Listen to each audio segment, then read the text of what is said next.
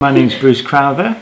I'm 56 years old and I live in Garstang in the UK, the world's first fair trade town, and I moved into Garstang in 1992, so we've been here now coming up for 25 years. Could you tell us your job title and could you tell us about the Fig Tree, please? Yeah, I'm the director of the Fig Tree, which is an international fair trade centre that we set up here in Garstang in 2011 due to the interest of people coming from all over the globe to come and see Garstang as a fair trade town, as the first fair trade town.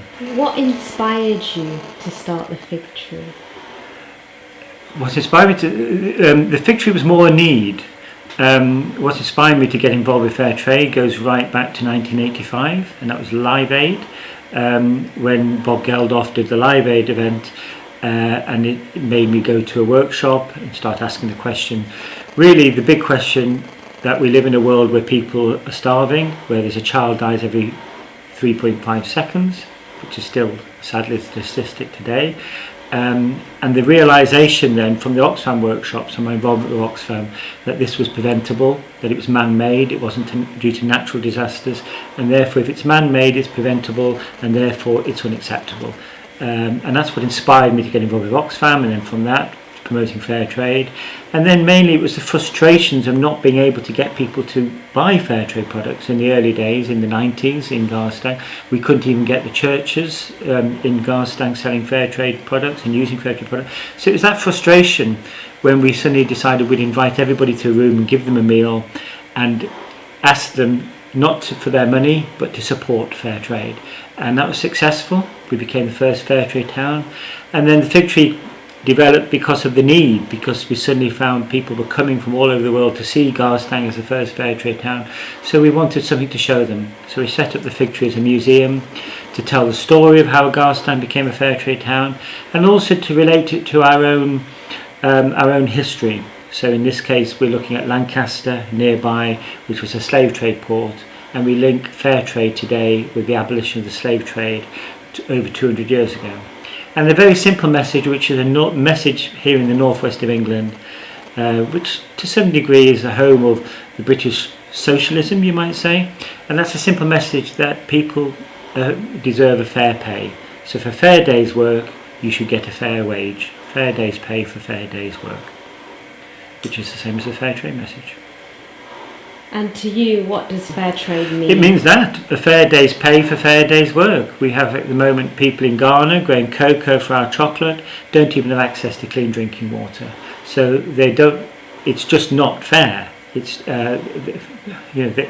these people deserve the same as we do. And we, all of us in this world, if we do a hard day's work, we expect to get paid for it. We expect to be able to be paid enough to earn a living, in the living wage as they have now here in the UK, enough to earn a living, enough to be able to send your children to school, enough to be able to at least feed your family, and have clean drinking water and have health care if you go sick.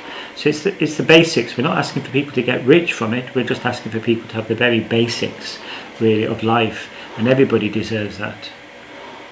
Could you tell us more about the fair trade movement in the United Kingdom and how you established it, or how the Fair Trade Towns international movement started? Yeah, I mean, it's an interesting question. I often get asked, where did fair trade start? For me, you go right back to 200 years ago with the abolition of the slave trade, which really, for all sorts of reasons, the message, their message was it's simply immoral that people should be allowed to suffer to provide us with luxuries like tea, coffee and sugar at a cheap price. That message was 200 years ago, talking about the abolition of the slave trade. So to me that was really when fair trade, that messaging started. In the UK, the very first fair trade product was sold in Oxfam shops in about 1958. It was a pincushion from China, from a refugee centre in China, and then Oxfam and Tradecraft and people like that started the fair trade as we know it, mainly in the backs of churches and so forth. And then in 1994 we had the fair trade labelling system that came to Britain, and we saw the first products with the fair trade label in 1994. So in the 1990s I spent a long time trying to promote that. We had an Oxfam group in Garstang trying to get people to buy fair trade products, and we couldn't.